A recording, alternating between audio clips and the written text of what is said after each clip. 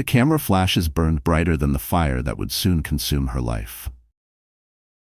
Emily, the Plaza Hotel, the wedding of Adrian Hale and Vanessa Brooks. Inside, violins played under chandeliers worth more than most homes in Brooklyn. Guests in Dior gowns and black tuxedos raised crystal glasses of champagne, celebrating a love story that was built on her betrayal. Adrian Hale, tech billionaire, media darling, the man she once trusted with her heart, was about to marry his lover while his pregnant wife stood just meters away, hidden behind the floral arch that she herself had designed 6 months earlier. Emily had come not for revenge. She had come for truth, to look him in the eyes and ask, when did security guard try to stop her? "Ma'am, this is a private event." She showed the gold invitation card, the same one that had arrived at her penthouse 2 weeks ago with a cold note inside. "You're welcome to attend if you can behave." Her trembling hands clutched her belly. She whispered, "We'll leave after this, baby. I just need to snit in." And she walked in. The ballroom gasped. The music faltered. For a second, time froze. Vanessa, draped in a white satin gown that looked stolen from Emily's own sketches, smirked from the altar. Adrian turned pale. He hadn't expected her to actually come. "Emily," he muttered, voice cracking, "you shouldn't be here." She smiled weakly. "Neither should you." A murmur spread through the crowd. Cameras turned. Someone whispered, "Isn't that his wife?" Daniel Park, the family's lawyer, appeared from the side of the hall. His eyes locked on Emily, silently pleading her to step back. But before he could reach her, Vanessa spoke, loud enough for everyone to hear. "How touching," Vanessa said sweetly. "The pregnant ex-wife came to give her blessings." Emily's heart clenched. "I'm not your ex," she replied softly. "The divorce was never signed." The audience erupted in whispers. Adrian's face drained of color. Vanessa froze, her perfect smile cracking. For a moment, the room felt like it was holding its breath. Then, chaos began. "Turn off the cameras," Adrian barked, but it was too late. Dozens of phones were already recording. Emily's voice trembled, but her spine stayed straight. "I came to wish you well," she said, "but also to remind you, some vows don't burn that easily." As if fate were listening, the decorative fire pit beside the stage flared suddenly, a jet of blue flame leaping higher than before. People laughed nervously, assuming it was part of the show. But Daniel noticed something wrong. The flames were too close, too hot. He started pushing through the crowd toward her. Emily took one more step forward, her eyes never leaving Adrian's face. "You can replace a wife," she said, "but can you erase a conscience?" Vanessa's eyes darkened. She leaned toward the fire display, her lips curling into something unholy. Daniel shouted her name. Too late. The next second, a wave of heat roared across the hall. Emily's gown caught light, screams echoed off the marble walls. Glass shattered. People ran. Through the chaos, Daniel wrapped his jacket around her, throwing himself into the flames. His voice cut through the screams. Calm, protective, desperate. "Emily, stay with me." And as the ballroom burned behind them, someone, maybe Adrian, maybe fate, whispered, "She was never meant to die tonight." The sirens of Manhattan cut through the night as the ambulance sped down Fifth Avenue. Inside, Emily lay on the stretcher, trembling under a silver thermal blanket. The scent of smoke clung to her hair. Her palms were blistered but still pressed over her belly. Daniel Park sat beside her, his once white shirt blackened with soot. He had burns across his hands, but his eyes never left her face. "Keep breathing, Emily," he said softly. "You're safe now." Her eyelids fluttered. "The baby?" "The heartbeat's strong," he answered, watching the medic's monitor. "You both made it out." She tried to smile, but a tear slid down her cheek instead. "I thought I'd die right there, in front of him." Daniel's jaw tightened. "He didn't even move toward you. I saw it." Emily turned her head, staring out the ambulance window. The neon skyline blurred like a painting melting under rain. Maybe I needed to see that, to stop loving a ghost. When they arrived at Mount Sinai Hospital, flashing lights and paparazzi awaited. The chaos outside was deafening, reporters yelling questions, cameras snapping. Daniel stepped out first, blocking the door with his body. "Back off, she's pregnant." Security helped rush Emily through the lobby. Her lungs burned, her mind spun. Everything smelled of antiseptic and panic. Inside the emergency bay, Dr. Maya Lewis, a calm, middle-aged obstetrician, took charge immediately. "Minor burns, moderate shock, baby's stable," Maya said after checking her vitals. "She needs rest and quiet." Daniel nodded, his voice low. I'll make sure she has both. Hours passed. Emily drifted in and out of consciousness. Each time she opened her eyes, Daniel was still there. On the couch, coat over his shoulders, a Starbucks cup gone cold beside him. He hadn't left once. When dawn broke, sunlight spilled across the hospital blinds. Emily stirred. Daniel straightened instantly. You stayed all night, she whispered. He smiled faintly. You didn't give me a choice. You kept muttering my name in your sleep. Her face flushed. Did I? Several times. You also cursed Adrian twice, he teased gently. Then his tone softened. You're stronger than you think, Emily. She studied him quietly. Beneath the soot and exhaustion, there was steadiness, an anchor she hadn't realized she needed. Why did you save me, Daniel? She asked suddenly. He hesitated. Because no one else moved. Tears welled again, but this time not from pain. You could have died. Maybe, he said, but some things are worth burning for. The room fell silent, except for the rhythmic beep of the fetal monitor. For the first time since the fire, Emily felt warmth that didn't hurt. Later that morning, Daniel stepped out to take a call from Nora Hale, Adrian's sister. Through the glass, Emily saw his expression shift. Anger, disbelief, then resolve. He hung up and returned to her bedside. That video, he said quietly. It's already online. Half of Manhattan's seen what Vanessa did. Emily froze. What do they say? That you walked into the wedding to cause chaos, that it was your fault the fire spread. Her throat tightened. Of course, they'll always protect him. Not for long, Daniel said. I've requested the official footage from the hotel's surveillance system. If we get it before they erase it, we can prove everything. Emily's heartbeat quickened. Do you really think justice exists for people like me? He met her eyes. It will, because you're not fighting alone anymore. She swallowed hard, trying to steady herself. The baby kicked faintly, as if agreeing. Daniel's phone buzzed again. He glanced at the screen, his brow furrowed. It's the Hale family lawyer. He says Richard, Adrian's father, wants to see you. Emily blinked, confused. Now? Why would he? Daniel's face turned pale. Because Richard Hale just collapsed at the courthouse after signing something with your name on it. The elevator doors slid open to the marble lobby of Park Avenue Tower. Daniel guided Emily through the corridor, her steps slow, still weak from the hospital. The world outside smelled of money and Manhattan rain. Polished floors, Mont Blanc pens clicking, lawyers whispering behind glass. She had wrapped herself in a beige cashmere coat borrowed from the hospital gift shop, her hair pulled back, her face pale but composed. They entered the private office of Hale & Partners. On the wall hung framed headlines of Adrian's tech empire. Hale Innovations, the future of AI. Emily couldn't bear to look at them. Every photo felt like a ghost. Richard Hale, Adrian's father, lay in a reclining chair near the window. His face was gray, his breathing shallow, oxygen tubes snaking to a silver canister. The city skyline stretched behind him like a cruel reminder that power fades. He motioned for Emily to come closer. You shouldn't be on your feet, he rasped. I'm fine, she said softly. They said you wanted to see me. Richard's eyes glistened. I saw the video, that fire, Vanessa's face before the flames. My son let you burn. He coughed violently. Daniel stepped forward to steady him. Emily hesitated, then reached out a trembling hand. You don't have to explain anything. I do, Richard insisted. I was silent too long. He gestured toward the desk where an envelope rested beside a black Mont Blanc pen. That's my new will, signed this morning. Daniel opened the envelope carefully, scanning the pages. His eyes widened. Mr. Hale, this transfers full control of your estate, including Hale Innovations, to Emily Carter Hale, effective immediately under Clause 7, Protection of Unborn Heir. Emily's breath caught. What? No, I can't. Richard's voice broke. You can and you must. Adrian will destroy everything. Vanessa already tried. You're the only one who never wanted our money. She shook her head. This will make me their enemy. Richard smiled weakly. Then fight like one, for your child. Daniel looked at her with quiet awe. Emily, this changes everything. A tear slipped down her cheek. I never wanted power. Power's the only thing that keeps you safe in their world, Daniel said gently. Richard pressed a trembling hand over hers. Promise me one thing. Don't let Adrian near that baby. He's lost to ambition. I promise, she whispered. Moments later, Richard's breathing grew shallow. His last words came out like a whisper carried by regret. Tell the world, she's the rightful heir. The monitor beside him flatlined. Emily froze.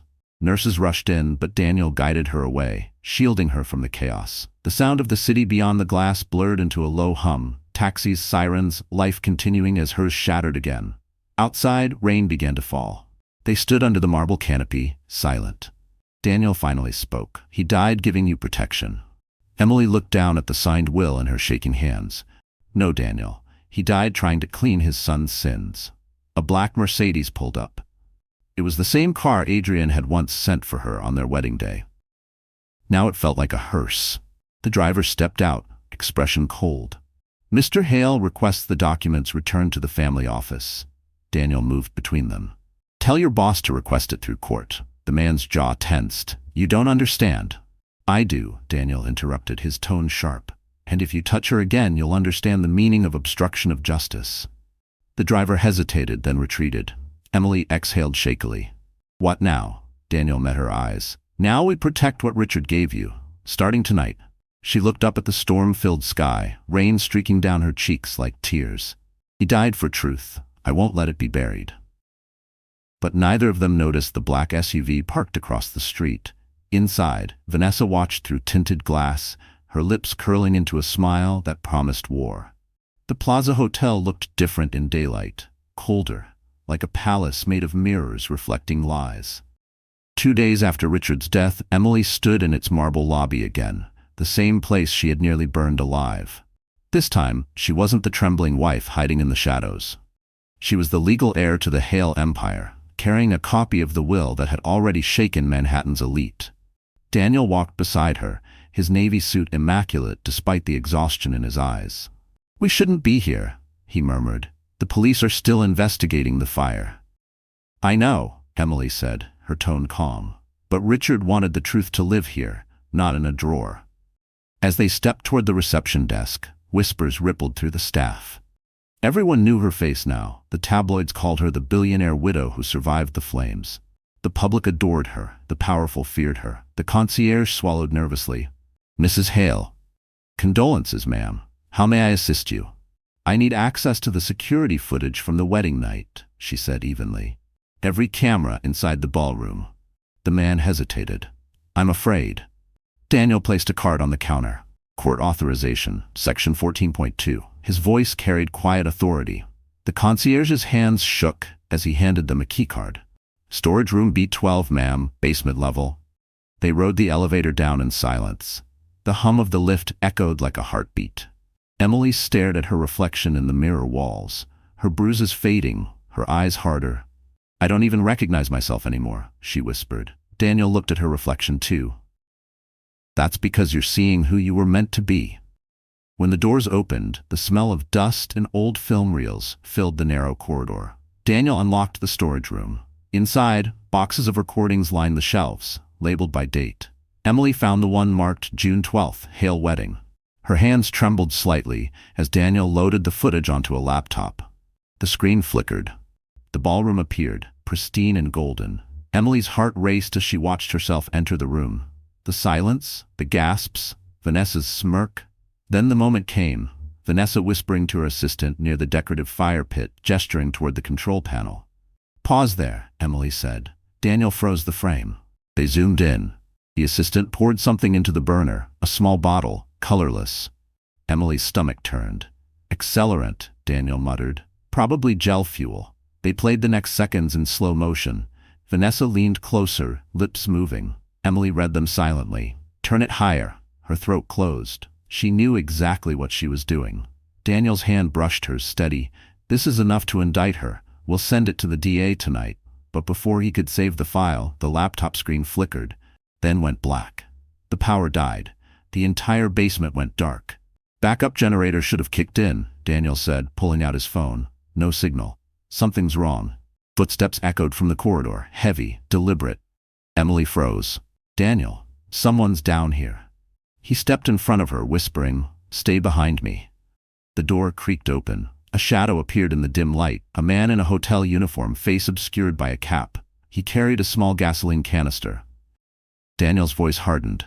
"Who sent you?" The man didn't answer.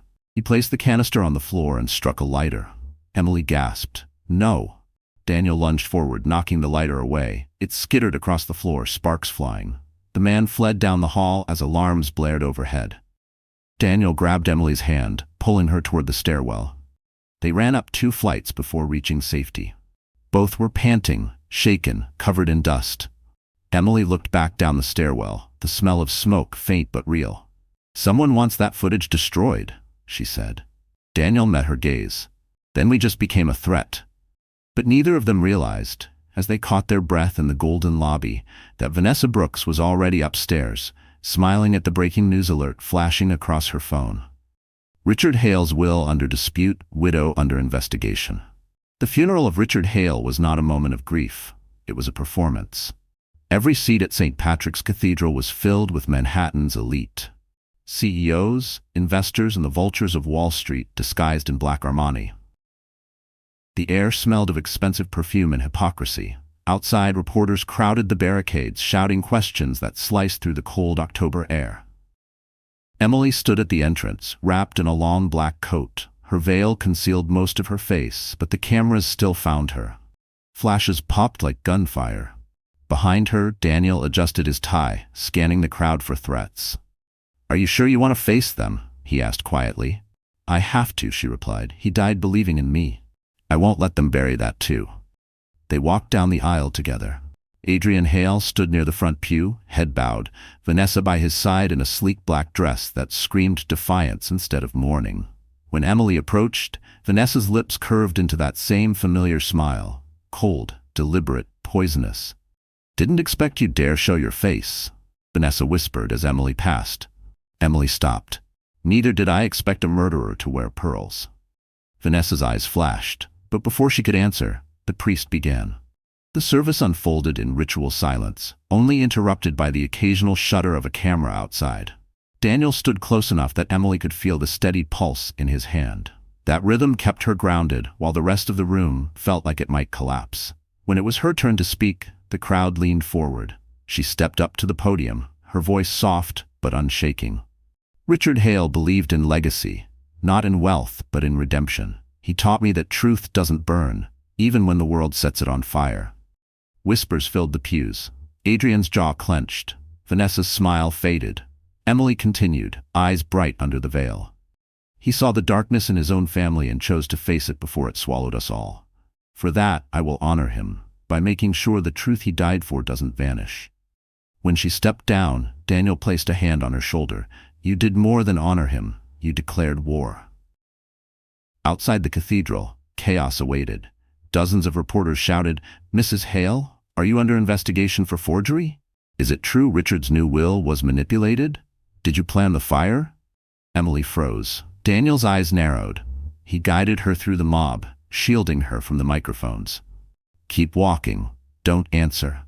Inside the black sedan waiting at the curb, she caught a reflection in the tinted window, strong but haunted. "They're turning everything against me," she whispered. Daniel pulled out his phone, scrolling fast. Vanessa's PR team leaked a statement. Adrian signed it. "They're claiming Richard's will was falsified while he was medicated.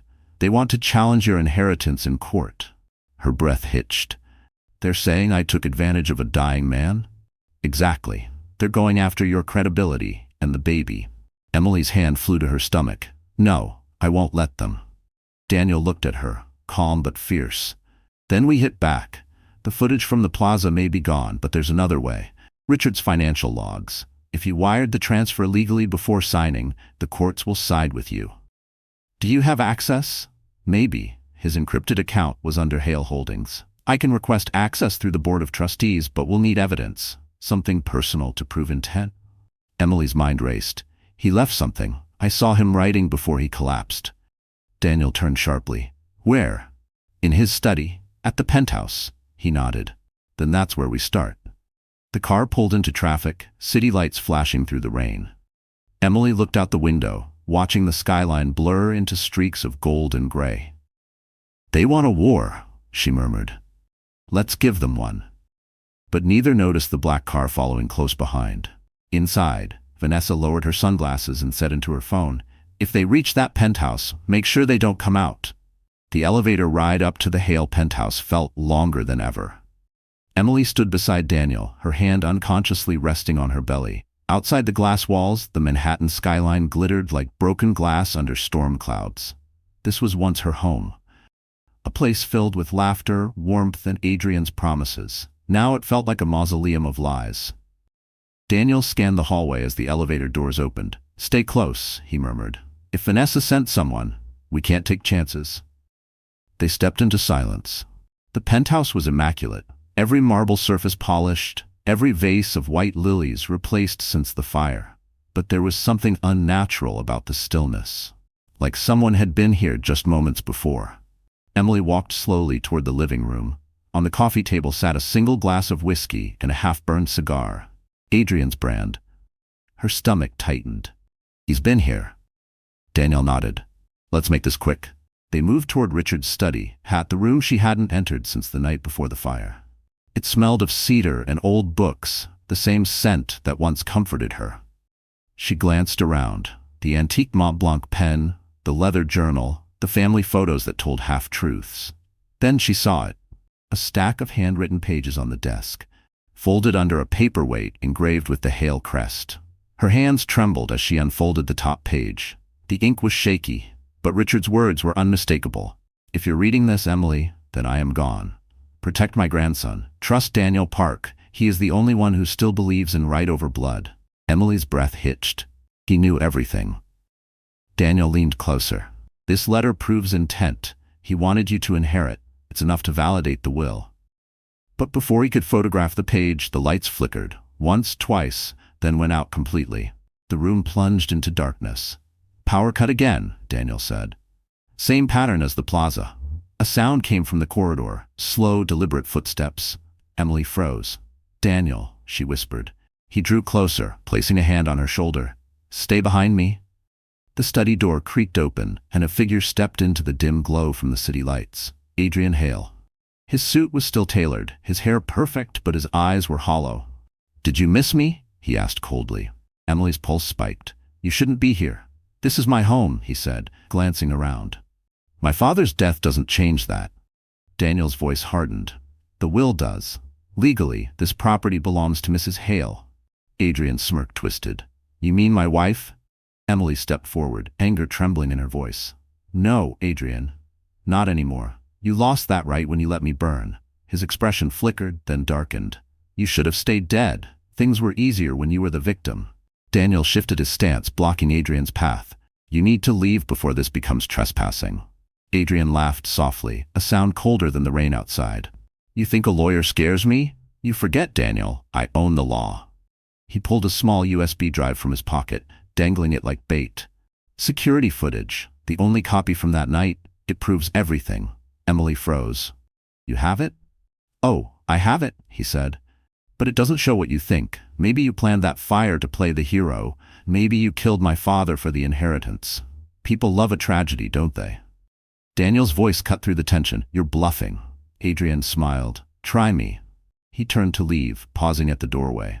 "You've declared war, Emily. Just remember, wars have casualties." The door slammed. Silence. Emily's legs nearly gave out, but Daniel caught her. "He's lying," he whispered. "He has to be." She clutched the letter to her chest, trembling. "Then we find the truth before he buries it." Outside, lightning illuminated the glass skyline, and on the street below, a black SUV idled. Vanessa watching the penthouse window through binoculars, murmuring into her phone, "He took the bait." Rain hammered against the penthouse windows that night, like a warning no one could ignore. Emily sat curled on the sofa, Richard's letter clutched tightly in her hands. Every word of it replayed in her mind. Trust Daniel Park. It was the only thing keeping her steady. Across the room, Daniel worked on his laptop, scanning encrypted archives pulled from Hale Holdings. The glow from the screen lit his tired face. He hadn't gone home in 3 days. His tie was loosened, sleeves rolled up, coffee cup long gone cold. "I've checked every backup," he muttered, frustration cutting through his voice. If Adrian really has the footage, it means someone at the plaza sold it to him. Emily watched him quietly. The way he focused, calm, relentless, protective, made her heart twist in ways she didn't want to admit. "You're risking your career for me," she said softly. Daniel didn't look up. Careers can be rebuilt. People can't. Silence fell between them, heavy and fragile. The storm outside raged harder, thunder rumbling across Central Park. Emily closed her eyes for a moment, letting the sound drown out the fear. When she opened them again, Daniel was staring at her. Not with pity, but something deeper. "You don't have to be strong all the time," he said quietly. She smiled faintly. "If I stop, I'll fall apart." "Then fall apart," he said. "I'll catch you." Before she could answer, a chime interrupted the moment. Daniel's laptop beeped. Incoming file detected. He frowned, typing quickly. "What the hell?" A hidden folder appeared, labeled Archive 12B Video. The timestamp matched the night of the wedding. Emily's heartbeat spiked. "Is that?" Daniel nodded slowly. "Someone just sent this from an anonymous address." He clicked play.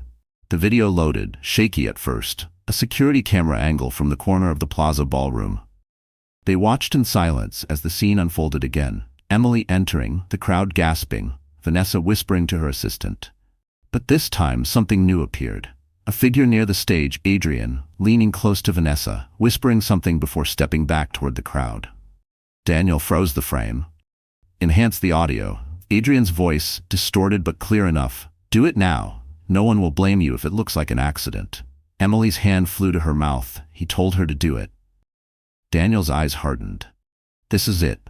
This proves conspiracy. We take this to the DA first thing tomorrow." But as the words left his mouth, the video feed glitched, static distortion, then vanished completely. The folder deleted itself in front of them. Daniel cursed, typing furiously. No, it's gone." "Can't you recover it?" "I can try," he said, already pulling up recovery software. "But whoever sent it encrypted it to self-destruct. Someone wanted us to see it, just for a moment." Emily swallowed hard. "A warning? Or a test?" Daniel said. "Someone inside Adrian's circle might be trying to help us, or control us." She looked at him, fear creeping in. "So we can't trust anyone?" He met her gaze, except each other. The storm outside subsided to a low hum. Emily leaned back, exhaustion pulling at her body.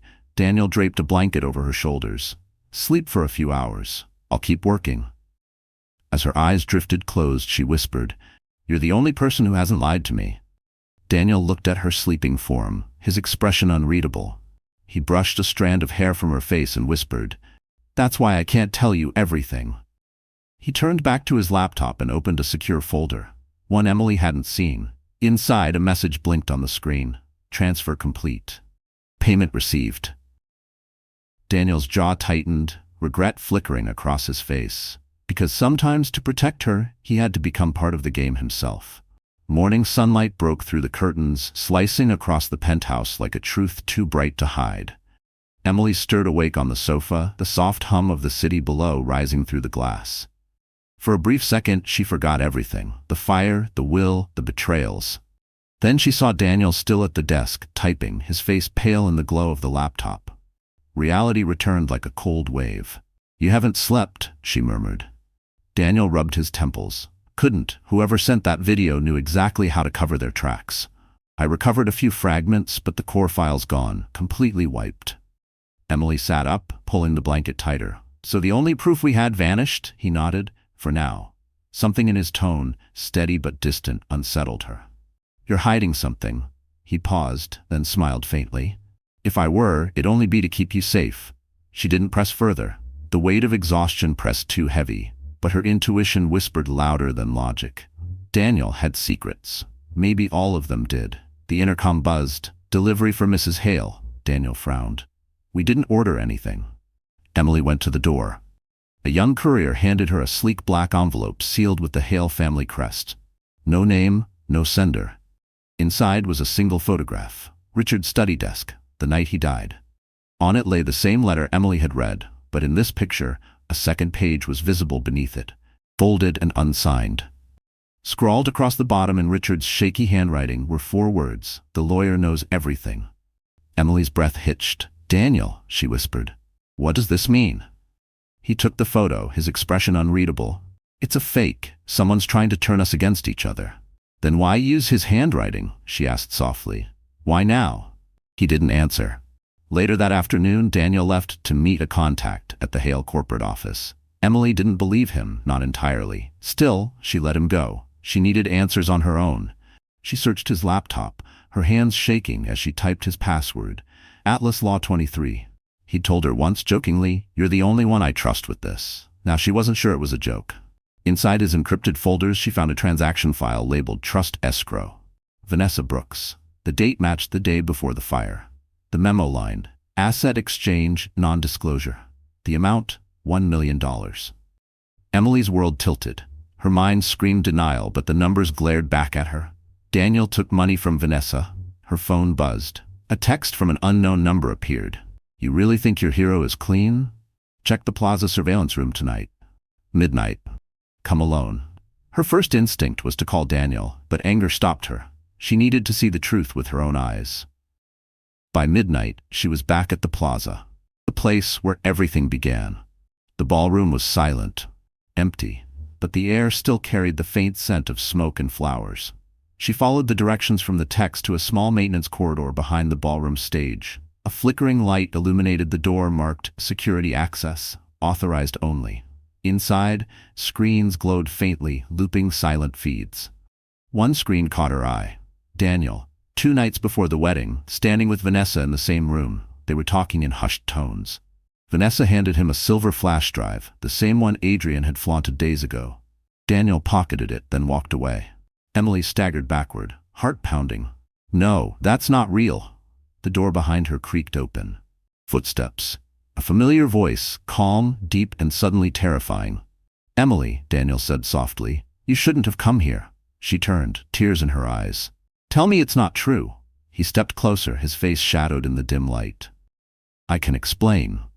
But before he could finish, the sound of a gun cocking echoed from the doorway, and Vanessa Brooks stepped out of the dark, her red lips curving into a smile. "Oh, I think I'll explain for him." The gun in Vanessa's hand gleamed beneath the flickering fluorescent light. Emily froze, the air thick with gunpowder and betrayal. Daniel instinctively moved in front of her, raising his hands. "Vanessa, you don't want to do this," he said, voice low, steady. "Oh, I absolutely do," she replied, her tone almost cheerful. "You think you're clever, Daniel? Playing both sides? You were supposed to deliver her, not fall in love with her." Emily's breath caught. "Deliver me?" Vanessa laughed. "Poor, naive Emily. You really thought this knight in shining armor came out of nowhere to protect you? He was on my payroll before the fire." Daniel didn't move, but his voice cracked with urgency. "That's not the whole truth." "Oh, I think it's enough," Vanessa hissed. "You took the money, Daniel. You hid the drive. You played both of us, and now both of you will pay." Emily's hands trembled. The floor beneath her seemed to tilt, reality bending under the weight of lies. "Daniel, please tell me she's lying." He looked at her, guilt flickering behind his eyes. "I took her money, yes, but it was to find proof, to get close enough to take back what she stole. I was working for Richard before he died. I was his mole." Vanessa rolled her eyes. "Touching. Unfortunately, Richard's not here to confirm your fairy tale." The tension snapped like glass. Daniel lunged forward, knocking Vanessa's wrist. The gun went off. A deafening crack that sent echoes bouncing through the narrow room. The bullet tore through the wall. Emily screamed. Vanessa stumbled backward, fury in her eyes. "You think you can stop me?" Vanessa snarled. "Everything is already in motion. Adrian's filing criminal charges against you, Emily. Fraud, arson, and attempted murder. By morning, the world will think you're insane." Daniel grabbed the gun from the floor, pointing it back at Vanessa. "Enough." But Emily stepped between them. "No more violence," she said, her voice trembling but clear. "This ends here." Vanessa's smile faltered. "You don't have it in you." Emily's gaze hardened. "Maybe not to kill you, but to expose you? Absolutely." She pulled out her phone, showing the blinking red light. The entire conversation had been recording since Vanessa appeared. Every word, every confession. Vanessa's smirk vanished. "You just confessed to everything," Emily finished coldly. "Attempted murder, conspiracy, extortion." Vanessa's fury twisted into desperation. She reached for the gun again, but Daniel pinned her against the wall.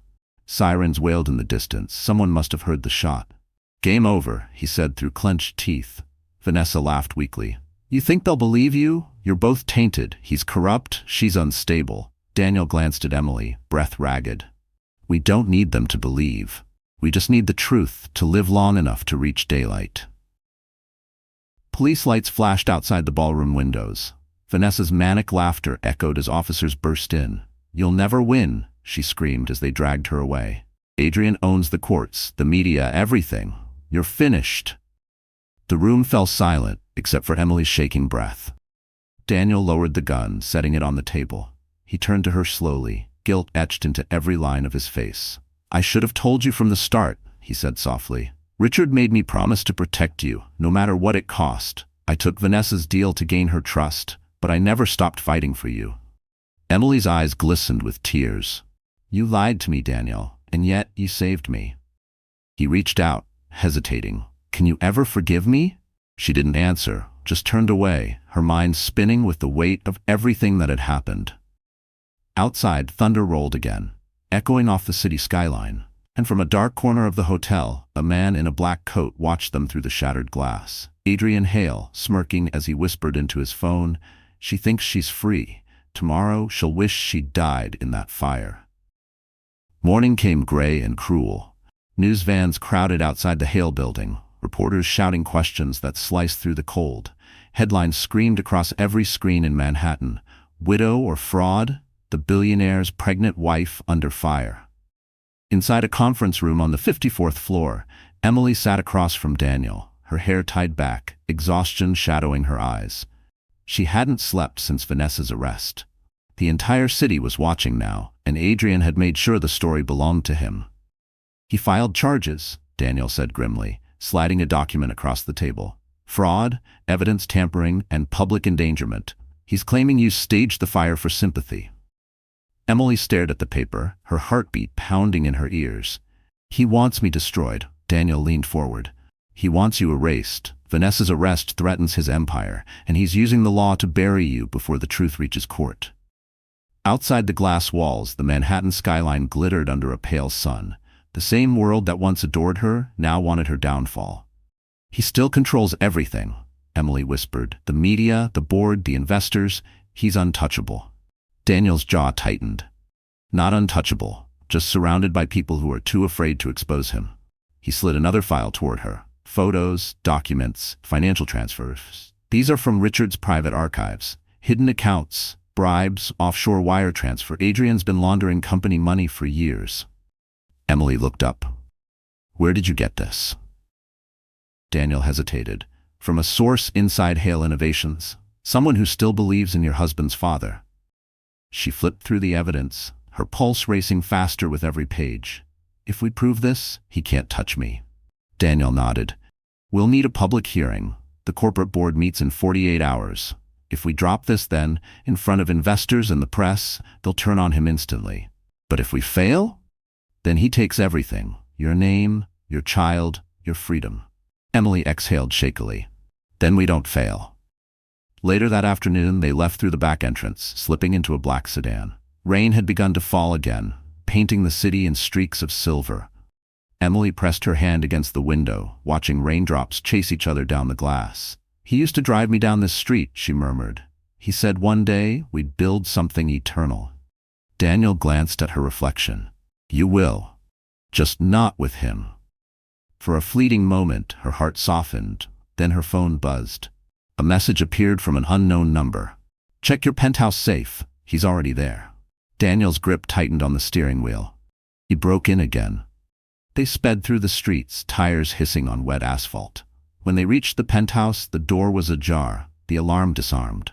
The lights were off, but faint classical music played from somewhere deep inside, Adrian's favorite symphony.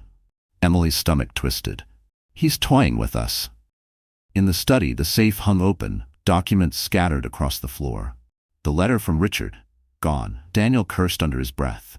"That letter was your protection. Without it, the will can be challenged." Emily turned in a slow circle, eyes darting across the room. "He took it, Daniel. He took my father-in-law's last words." A phone buzzed on the desk. Adrian's voice echoed through the speaker, calm and venomous. "Looking for something, darling? You should be more careful where you keep your secrets." Emily froze. "Where is it?" "Safe," Adrian said. "For now, but if you step into that boardroom tomorrow, the world will see every ugly thing you've ever tried to hide, including the deal your precious lawyer made before the fire." Daniel paled. "He's bluffing," Adrian chuckled. "Then call it, counselor." The line went dead. Emily looked at Daniel, betrayal and fear swirling in her eyes. What is he talking about, Daniel? What deal? Daniel hesitated, his silence louder than thunder.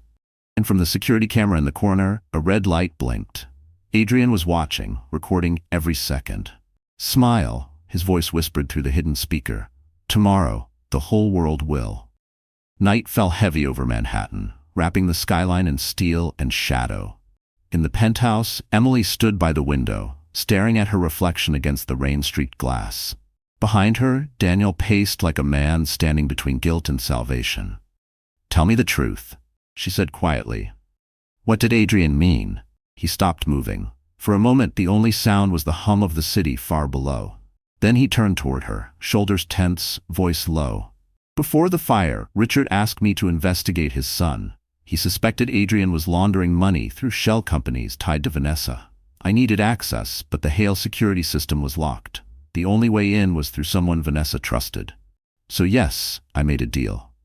Emily's heart pounded. A deal with her? I pretended to work for her, Daniel said, stepping closer.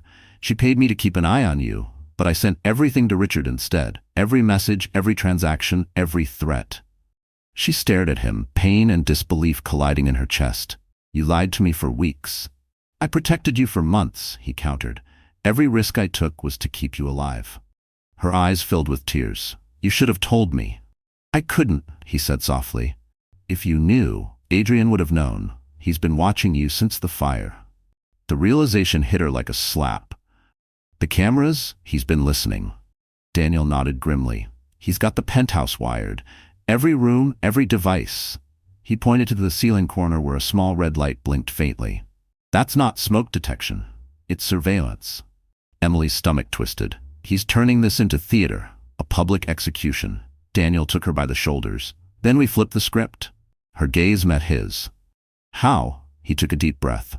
We let him think he's won. We stage a confession, a live broadcast. He'll record it, share it, thinking it's proof of your guilt. But embedded in that stream will be the data packet from his father's private archive, evidence of every illegal transaction he ever made. Once it uploads, the system auto-forwards it to every major news outlet in the country. Emily blinked. That's insane. It's justice, Daniel said, and it's the only way to stop him. She hesitated. And if it fails, he smiled faintly, then at least the truth will burn brighter than his lies. Silence fell. For a long moment, neither spoke. Then Emily whispered, You'd risk everything for me? Daniel's voice softened. I already have. Their eyes locked, something unspoken hanging between them. He reached for her hand. She didn't pull away. The moment felt fragile, like glass about to crack. Then her phone buzzed. A new message flashed across the screen. From unknown. It read, If you want to save your lawyer, come alone. Midnight. The River Cafe. Emily froze. It's him. Daniel frowned. He's baiting you. You can't go. He'll hurt you, she said. He knows you're the key to everything. Then we face him together. She shook her head. No, if he sees you, he won't reveal anything. Emily. I have to do this, she interrupted, voice trembling. For Richard, for the baby, for us. Daniel clenched his fists. Then at least wear this. He handed her a small pin. It's a live transmitter. If anything happens, I'll find you. She nodded, fighting tears. I'll be fine. He caught her wrist gently, eyes dark with fear.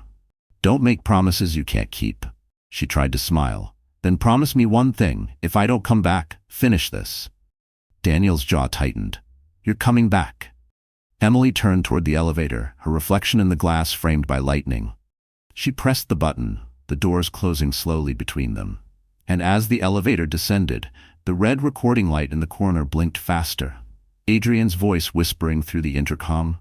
Good girl, Emily. Let's end this where it all began.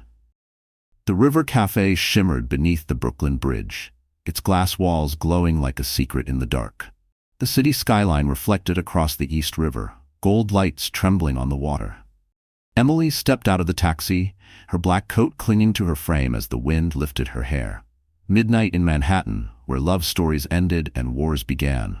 Inside, the restaurant was nearly empty. A piano hummed softly, its tune haunting and slow.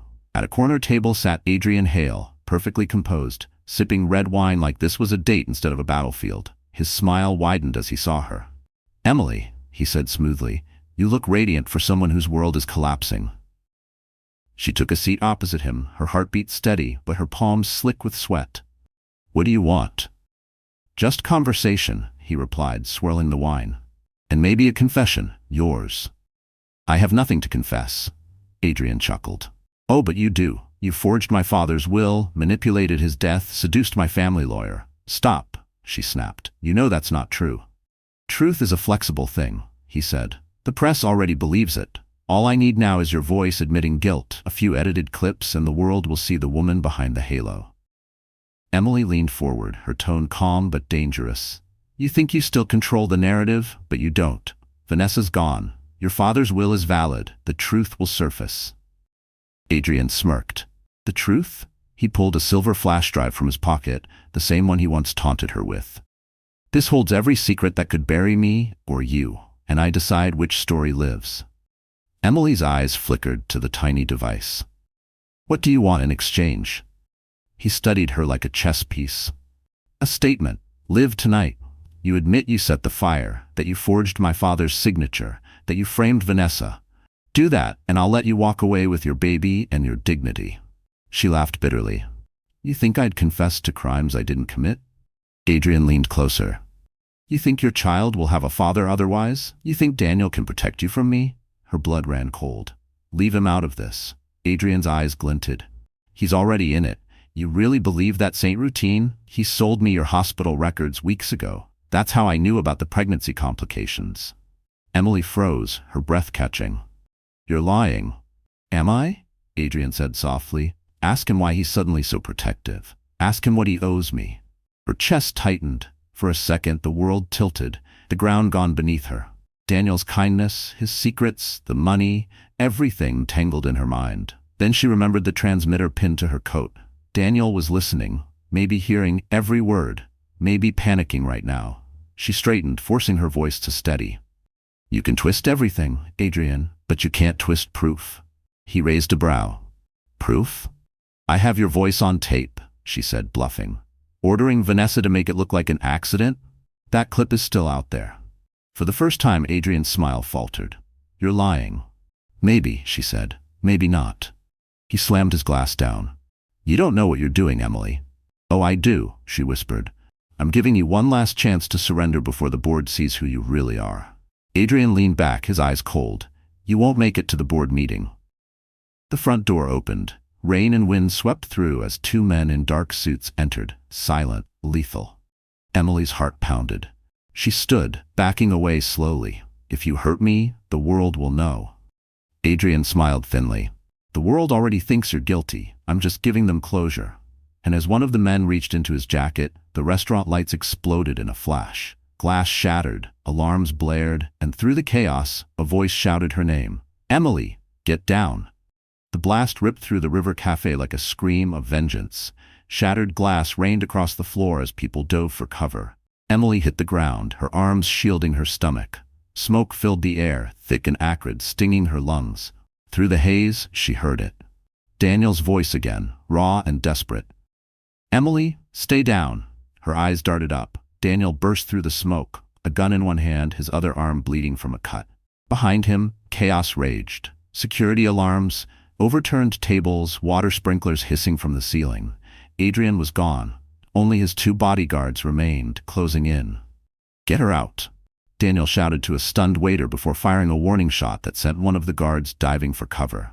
The other rushed forward. Daniel tackled him, the two men crashing against the marble bar. The fight was brutal, fast. Fists, elbows, glass shattering. Emily tried to move, but pain seared through her abdomen. "Daniel!" she cried. He turned at the sound of her voice just as the guard pulled a knife. Daniel ducked, twisted the man's wrist, and slammed him into the counter. The blade clattered to the floor. "Go!" Daniel yelled. "Now!" She stumbled toward the exit, half running, half crawling. The rain outside hit her face like ice.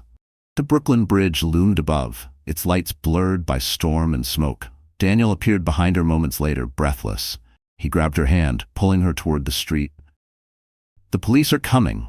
We need to disappear before Adrian spins this." But before they could reach the car, a black SUV screeched to a halt across their path.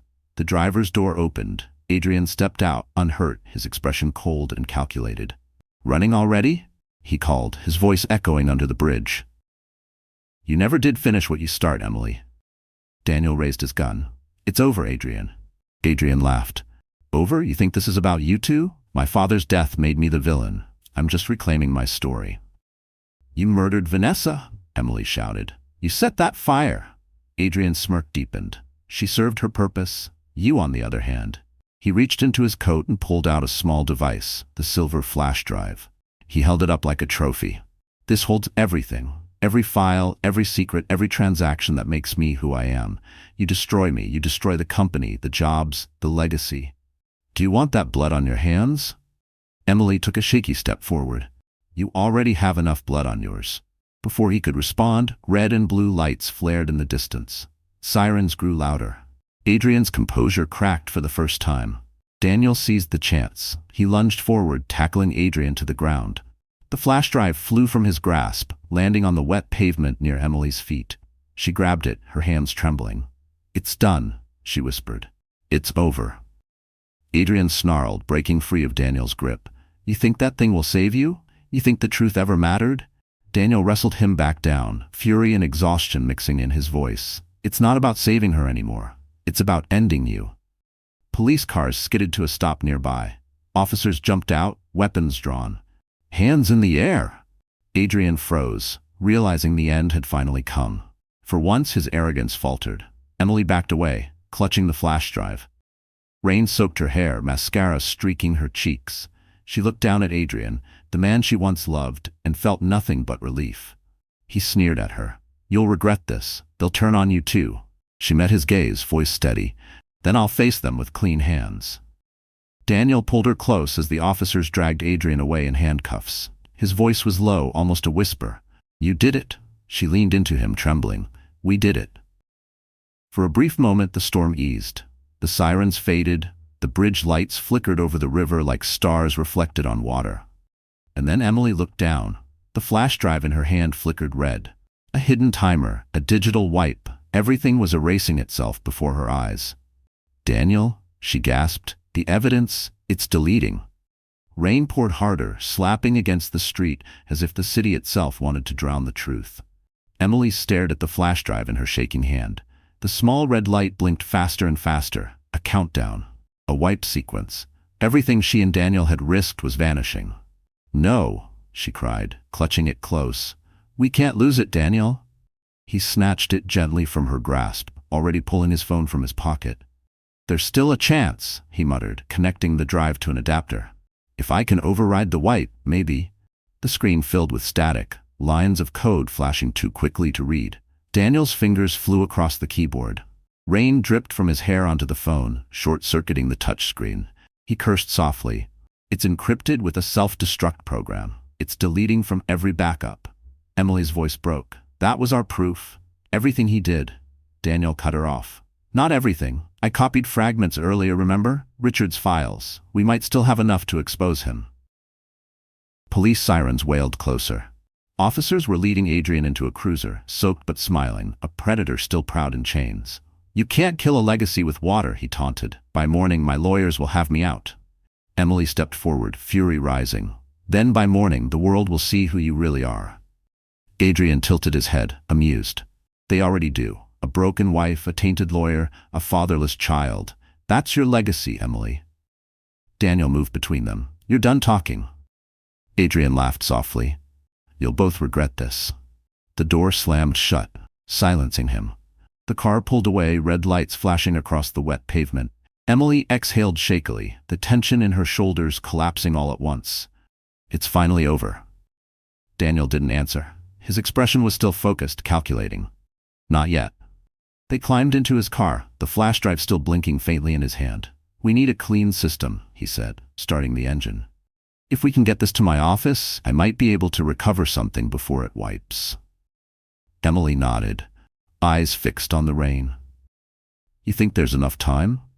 There has to be. The drive across the bridge was silent except for the rhythmic hiss of the wipers. Emily pressed her forehead against the glass, watching Manhattan shimmer through the storm.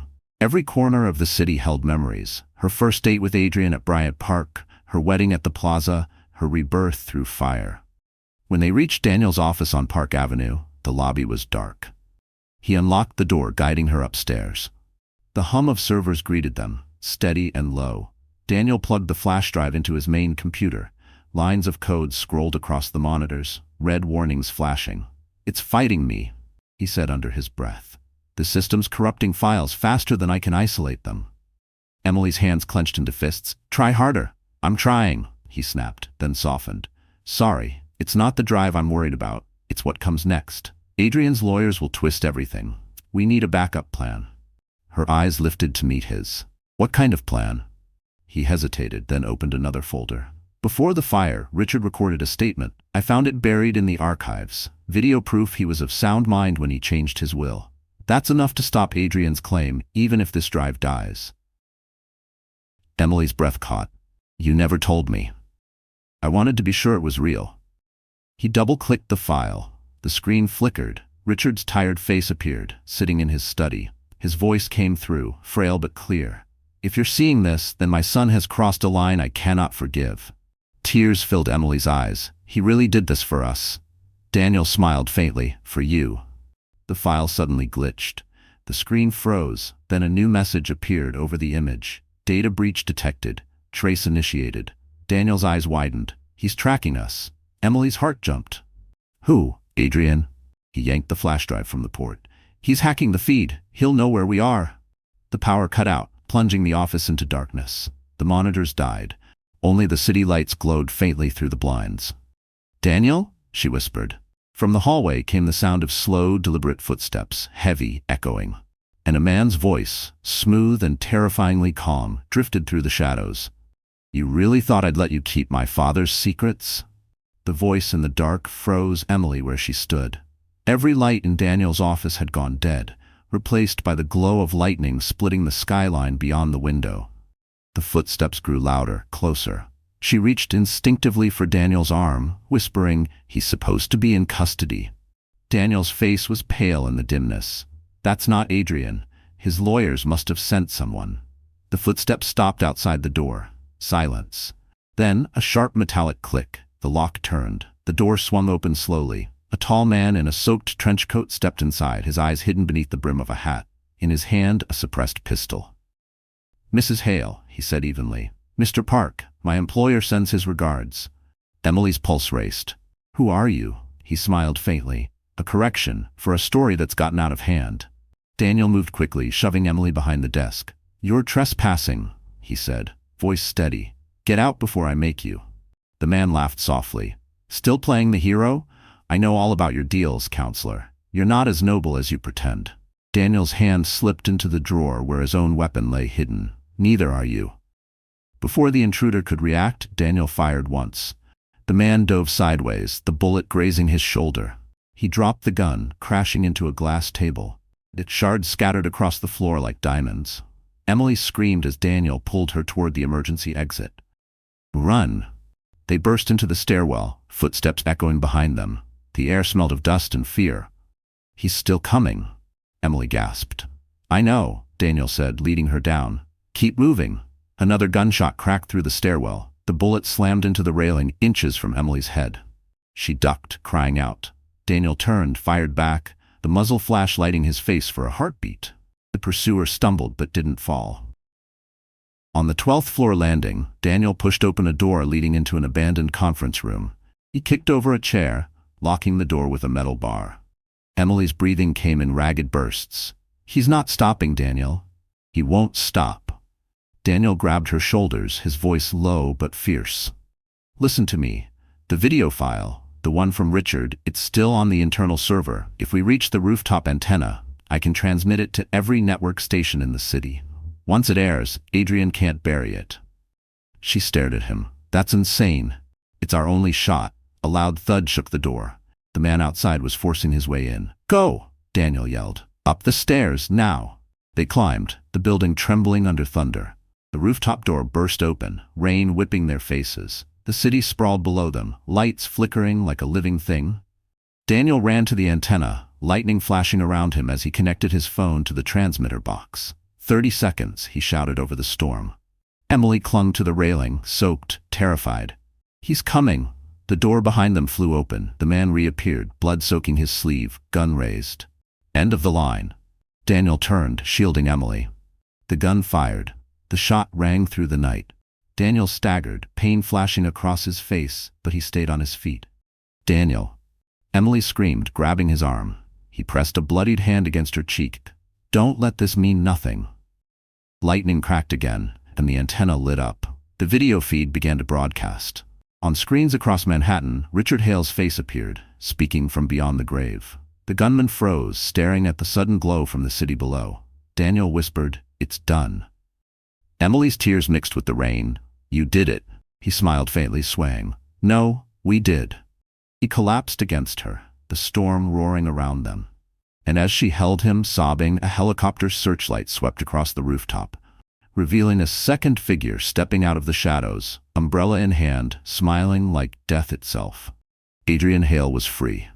The helicopter's spotlight cut through the rain, slicing across the rooftop like a blade. Emily blinked against the glare, clutching Daniel's half-conscious body to her chest. Lightning illuminated the man standing at the far end of the roof, Adrian Hale, dry beneath a black umbrella, a faint smile curving his lips. He looked untouched by prison, by scandal, by the chaos he'd unleashed. His tailored coat gleamed, his cufflinks glinted gold. He walked forward slowly, the storm bowing around him. "I told you, Emily," he said over the wind. "You can't erase me. You can't kill what the world worships." Emily rose to her feet, soaked to the bone, her eyes blazing. "They've seen your father's message. The truth is out." Adrian chuckled, calm, cruel. "The truth?" He pointed toward the glowing skyline. The broadcast cut after 20 seconds. The servers crashed. "My lawyers are already spinning it. A deepfake, they'll say. A grieving widow's last trick. By sunrise, I'll be the victim again." Daniel groaned behind her, blood darkening his shirt. Emily knelt, desperate. "Stay with me, please." Adrian tilted his head, watching the scene like a theater performance. "It's poetic, isn't it? The woman I once adored, kneeling beside the man who betrayed us both." Her eyes lifted sharply. "You don't understand loyalty because you've never earned it." He stepped closer. "And yet here I am, alive, and he's dying." Daniel forced himself upright, leaning against the antenna. His voice was weak but steady. "Not yet." Adrian's smile faltered when he saw the small device still glowing in Daniel's hand. The transmitter key. "You didn't just send the broadcast," Daniel rasped. "You triggered a backup. The entire file uploaded to every major financial regulator in the country." Adrian's eyes widened. "You're bluffing." Daniel smirked, blood on his teeth. "Then check your phone." Adrian hesitated, pulling out his phone. The screen lit up with notifications. Hundreds of them. "Sec alert. Investigation initiated. Warrant issued." His jaw tightened. "You destroyed everything," he hissed. Daniel coughed, barely breathing. "You did that yourself." Rage consumed Adrian. He tossed the umbrella aside and lunged. Emily stepped in front of Daniel, her hands shaking, but her stance unflinching. "Don't," she said. "Move," he roared. "No." He grabbed her wrist, twisting hard. Pain shot up her arm, but she didn't scream. Instead, she looked him dead in the eye.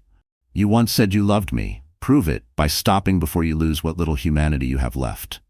For a brief moment, something flickered across his face. Regret, confusion, maybe grief. Then it was gone. He shoved her aside. Daniel surged forward, tackling Adrian near the ledge. The two men struggled, slipping on the wet surface, lightning cracking above them. Adrian swung wildly. Daniel blocked, then pushed with all his strength. Adrian lost his footing.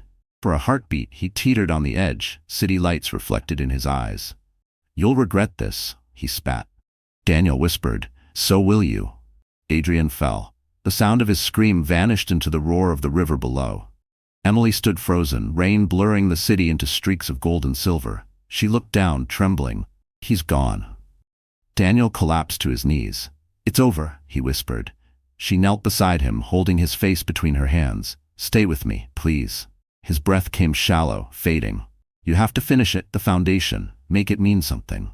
Tears mingled with the rain on her cheeks. "Don't you dare leave me now." Daniel smiled faintly, the pain easing. "You saved me a long time ago." His eyes closed. The city sirens wailed below. Emily screamed his name, her voice lost in the storm.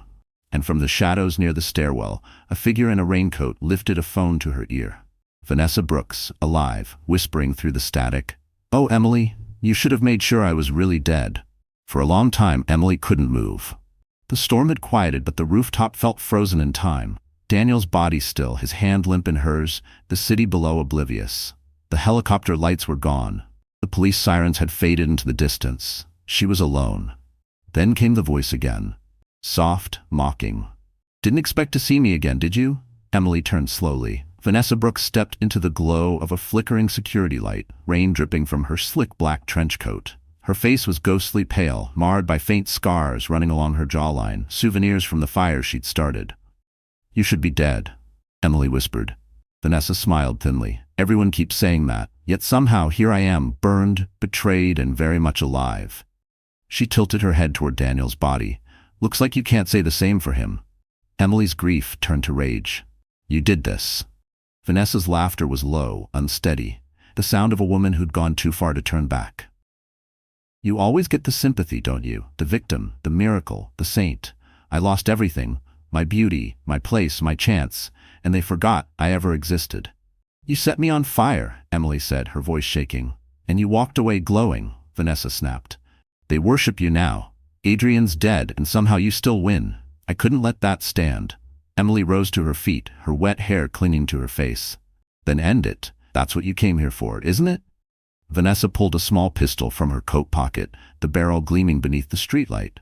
"It's not that simple, darling. You took my life piece by piece. I want to see you lose before you die." She tossed a folded document at Emily's feet. It fluttered open, an arrest warrant. Emily's name printed across the top. "What is this?" Emily demanded. "Insurance," Vanessa said. "Before the fire, I recorded Adrian's confession. His plans, his deals, his crimes. I gave that recording to my lawyer, with a little twist. It's set to release only if I die, or if you're convicted."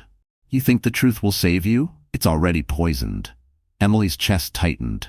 "You're insane," Vanessa shrugged. "Maybe. But at least I'm not pretending to be good." Rain whipped across the roof again, cold and relentless. Emily's hand brushed against Daniel's jacket, his phone still in his pocket. She felt the transmitter pin clipped to her collar. If it still worked, Daniel's security team might be listening. She needed to buy time. "You're right," Emily said softly. "I did walk away, but not glowing. I walked away with nightmares, scars, and a promise to make sure women like you never had to beg for power again. You could have built something out of your pain. Instead, you burned everything." Vanessa's grip on the gun tightened. "You think words will save you?" "No," Emily said, her voice steady now. "But maybe Daniel did." She pressed the transmitter, a faint click under the storm's roar. A light blinked red on Daniel's phone. Vanessa's eyes flicked toward it. "What did you do?" "Something you never could," Emily said. "I called for help." Vanessa lunged forward, fury blazing. A gunshot split the night. The impact threw Vanessa backward, her gun skittering across the wet rooftop. She hit the railing, gasped, and crumpled. Emily froze, chest heaving, unsure who had fired. Then a voice behind her, familiar, weak but alive. "Emily, are you okay?" She turned. Daniel stood unsteady on his feet, one arm pressed to his bleeding side, his other hand holding a smoking gun. His eyes locked on hers. "She was going to kill you." Tears broke free. "You're alive."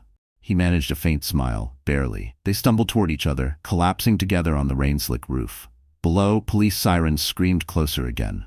The city seemed to exhale. And as officers swarmed the building, none of them noticed the blinking red light still glowing on Vanessa's phone. Her final upload completing, the file transferring to every news outlet in the country. Her last revenge had just gone live. Morning bled into Manhattan like a bruise spreading over glass. The storm had cleared, but its aftermath lingered in the air. Twisted sirens, burnt smell, police tape fluttering against the wind. The rooftop was now a crime scene. Emily sat on the curb near a waiting ambulance, wrapped in a gray blanket. Her hair was damp, her face pale, her eyes hollow. Daniel was inside the vehicle, his wound freshly stitched, IV in his arm. He looked weak, but alive. For once, that was enough. Then her phone buzzed. Every screen around her lit up at once, police radios, reporters' tablets, even the monitors in the ambulance. Her name flashed across the headlines. "Exclusive leak. Widow confesses role in fire that killed billionaire heiress." Emily froze. "No, that's impossible." Daniel looked up from the stretcher, confusion turning to horror. "What is it?" She handed him the phone. There she was, on the screen, her voice distorted, her words spliced into a fake confession. I planned the fire. I wanted them gone. Vanessa's voice followed, posthumous and venomous. She thought no one would ever find out. Emily's throat tightened. She recorded it before she died. That's what the upload was. Daniel cursed under his breath. She framed you from beyond the grave. By now, reporters were gathering beyond the barricades. Cameras flashed. Questions shouted. Mrs. Hale, did you confess to murder? Was the fire staged for inheritance? A police captain approached, face grave. Mrs. Hale, I'm afraid we'll need you to come with us for questioning. Daniel tried to sit up. She needs medical clearance, not an interrogation. The officer hesitated. Orders from above. Warrant issued an hour ago. Emily's hands trembled. Adrian's lawyers? Daniel's eyes darkened. Or what's left of them? Vanessa left this to destroy you. She made sure even in death she'd be heard first. She looked around. The flashing lights, the microphones, the city that once pitied her, now waiting to tear her apart again. They'll never believe me, she whispered. Daniel reached for her hand. Then make them. They rode together in the back of the police car. Outside, news drones hovered above the skyline. The city watched her as if it were a living witness, judgmental, curious, cruel. At the precinct, Emily was led into a sterile interrogation room. Cameras blinked red. Across the table sat the district attorney, a sharp-eyed woman with a reputation for breaking public scandals. Mrs. Hale, she began, do you deny the authenticity of this recording? Emily met her gaze, exhausted, but defiant. That voice isn't mine. The file's doctored. I can prove it. Prove it how? Metadata.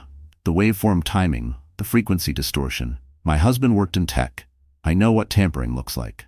The DA leaned back, studying her. Even if you're right, the public wants a villain. And right now, you're it. Emily's voice cracked. Then let them hate me until the truth catches up. Daniel burst into the room moments later, pale but determined, carrying his laptop. We found the source of the upload. It came from Vanessa Brooks' cloud drive, time-stamped after she was shot, which means someone else triggered it. The DA frowned. Who? Daniel turned the screen. The server address blinked. Hale Corp Tor Backup Maine. Emily's eyes widened. Adrian, Daniel nodded. He's still alive. The DA's pen froze in her hand. That's impossible. His body was never recovered. Daniel's voice was low. Not yet. Outside, thunder rolled again over the city, distant but growing louder. Emily felt the weight return to her chest. He's coming back, she whispered. The DA stood. Then we'd better find him first. Emily looked at Daniel. No, she said softly. We won't find him. He'll find me. And as the city's billboards flashed her face under the headline The Widow's Lies, somewhere across the river, Adrian Hale watched from a penthouse balcony, alive, unscarred, and whispering into his phone, Round 2 begins. Rain returned to Manhattan that night, thin and cold, washing the streets clean of the morning's headlines, but not of their meaning. The Widow's Lies still glowed from digital billboards across Times Square. Every screen replayed her face, her supposed confession, her downfall. Emily watched from a tinted SUV parked on a side street. She hadn't been home in 48 hours. The DA had released her under supervision, but reporters swarmed outside every hotel, every safe house. Daniel sat beside her, pale, his arm in a sling. The glow from the city painted both their faces in ghostly blue. They believe he's alive now, she said quietly. You heard the DA. Daniel nodded. Interpol flagged movement on one of Adrian's offshore accounts, Zurich, then back to New York. He's here. He never left. Her chest tightened. He's watching. He wants you afraid, Daniel said. He wants the world to doubt you until he walks out of the shadows and reclaims everything. Emily stared out the window. Then we don't hide. We make him come to us. Daniel turned toward her. You have a plan? She smiled faintly. A gala. Tomorrow night, the Safe Hearth Foundation's annual charity event. Richard's name still funds it. The whole city will be there, and so will the cameras. If Adrian wants to show the world he's alive, he won't resist an audience. Daniel frowned. You're setting a trap. I'm setting the truth free. The next evening, the River Cafe glowed again, this time not as a battlefield, but as a stage.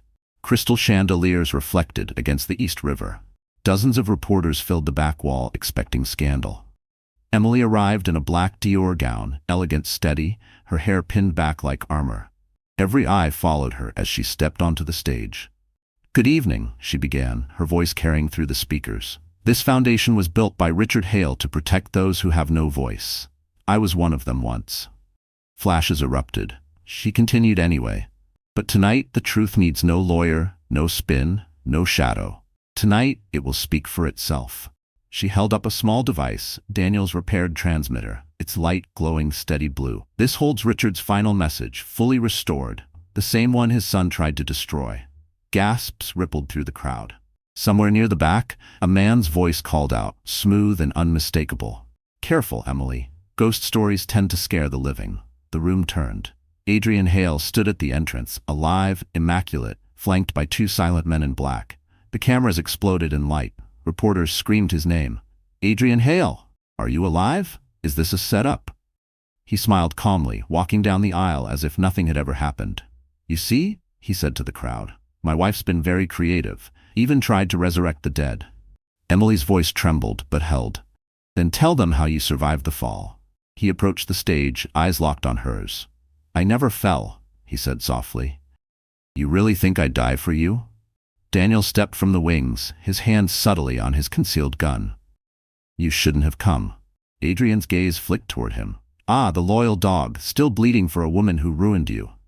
Emily ignored the taunts. "Play it," she whispered to Daniel. He pressed the button. Richard Hale's voice filled the room, clear and strong. "If you're hearing this, my son has betrayed everything our family stood for. The company, the fortune, it belongs to Emily and my unborn grandchild." The crowd erupted. Cameras zoomed in. Adrian's mask cracked for the first time. "You forged that," he shouted. Daniel held up the verification code flashing on the screen. "Blockchain authentication. Untampered. Official timestamp." Police officers in plain clothes began moving through the crowd. Adrian saw it. Too late. He grabbed Emily's wrist, dragging her close. "If I go down, I'm taking you with me." Daniel drew his gun. "Let her go." Adrian pressed a knife from his sleeve against her ribs. "Back off." The officers shouted warnings. The audience screamed. Emily's voice shook but didn't break. "You've already lost, Adrian. The world's watching." He looked around, realizing she was right. Every camera, every phone aimed at him. The walls closed in, and just as his hand began to tremble, the skylight above shattered. SWAT ropes descended, floodlights blazing, and the man who thought he owned the city finally faced the light he could never control. The River Cafe was chaos wrapped in brilliance. Police shouted commands over the roar of helicopters, glass still raining down from the shattered skylight. Guests scattered, screaming. Reporters filmed everything. The fall of a billionaire and the rebirth of a woman the world had condemned. Adrian Hale stood frozen, floodlights bleaching the color from his face. His knife trembled against Emily's ribs. SWAT officers moved in from every direction, their weapons trained, steady. "Drop it, Hale," one of them shouted. For the first time, Adrian looked unsure. The cameras that once adored him now watched like executioners. His empire, his myth, everything was unraveling in real time. Emily felt his grip loosen. "It's over, Adrian," she said quietly. "Stop pretending there's anything left to save." He turned his head slightly, his voice cracking. "You think you've won? You think they'll love you for this?" "I don't need them to love me," she said, steady now. "I just need the truth to outlive your lies." Adrian's eyes flicked toward Daniel, who stood a few feet away, gun drawn, blood still visible beneath his shirt. "You," Adrian hissed, "you stole everything from me." Daniel met his gaze coldly. "No, you burned everything yourself." In one final desperate motion, Adrian shoved Emily away and swung the knife toward Daniel. The gun fired once, a clean, deafening crack that silenced the room. Adrian fell to his knee, shock painting his face. The blade clattered to the floor. He looked at Emily, his mouth forming words she couldn't hear. Then he collapsed. For a long time no one moved. Then Emily sank to the floor, trembling.